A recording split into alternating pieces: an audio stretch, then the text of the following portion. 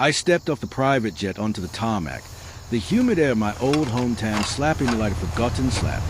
4 years had passed since they'd thrown me out, branding me the failure, the barren one. But now, with my new life trailing behind me, I carried a surprise that would shatter their world. My heart raced, not with fear, but with a cold fire of vindication. As the limo pulled up, memories clawed back, pulling me into the nightmare that started it all. It began with a bottle. I'd come home early from work that rainy Tuesday, my shoulders aching from another fruitless doctor's appointment. Sarah and I had been married 5 years, desperately trying for a child. Or so I thought. She was in the shower when I rummaged through her nightstand for aspirin. My fingers brushed something plastic. Birth control pills. Half empty. My stomach dropped like I'd been punched. What the hell? I whispered, staring at the label with her name on it. When she emerged, towel-wrapped and humming, I held it up. Care to explain? Her eyes widened, then narrowed. David, it's not what you think. The doctor prescribed them for my hormones. You know how irregular I've been. I wanted to believe her. God, I did. Our life was perfect on paper. A cozy house, weekend hikes, laughed over burnt dinners. But childlessness had cracked us. My in-laws, her parents, never let up. When are you giving us grandkids? Her mother would prod at every dinner, her gaze sliding to me like I was defective. Sarah always defended me, or so it seemed. We're trying, Mom. It'll happen. But doubt festered. That night, I lay awake, her soft breathing beside me a mockery. Why hide the pills? Suspicion gnawed at me, a quiet poison. Over the next weeks, I became a ghost in my own home, watching her. She started staying late at yoga class, her phone glued to her hand. One evening, while she napped, I checked it. Just once, I told myself. A text from Mark, work. Missed you last night. Same time Thursday. Denial hit hard. Mark was a co-worker, the charming sales guy she'd mentioned casually. It's nothing, I muttered, deleting the evidence from my mind.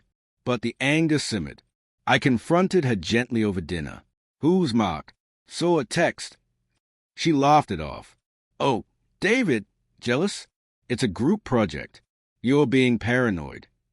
Her hand squeezed mine, but her eyes darted away.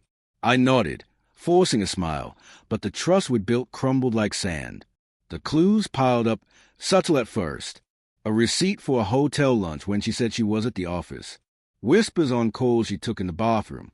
I hired a private investigator on a whim, hating myself for it. The report came 2 months later. Photos of Sarah and Mark, arms linked, entering a motel. My world tilted. Heartbreak surged. How could she? We'd cried together over negative tests, held each other through the pain. Was it all a lie? I confronted her in our kitchen, the air thick with garlic from unfinished pasta. I know about Mark. The pills. Were you ever trying? Tears streamed down her face. David, please. It started as a fling. I was scared. You were so focused on kids. And I wasn't ready with you. Her words stabbed deeper. Not ready with me. Anger boiled over. You let me think I was a problem. The doctors, the tests, all while you sabotaged us. She sobbed. I love you, but Mark, he makes me feel alive. The collapse was total. Trust evaporated, leaving raw fury and emptiness. Her family sided with her, of course. At the explosive dinner where I spilled everything, her father roared, You're the one who couldn't give her a child. Look at you, accusing her because you're insecure.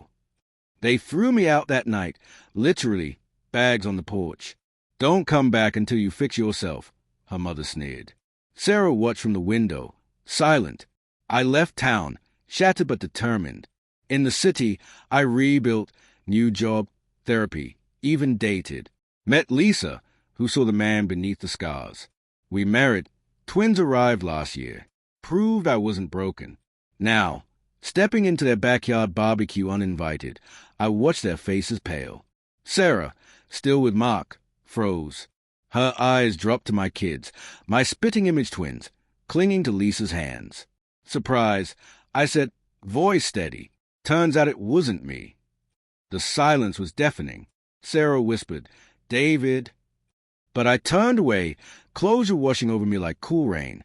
I'd lost everything, but gained truth.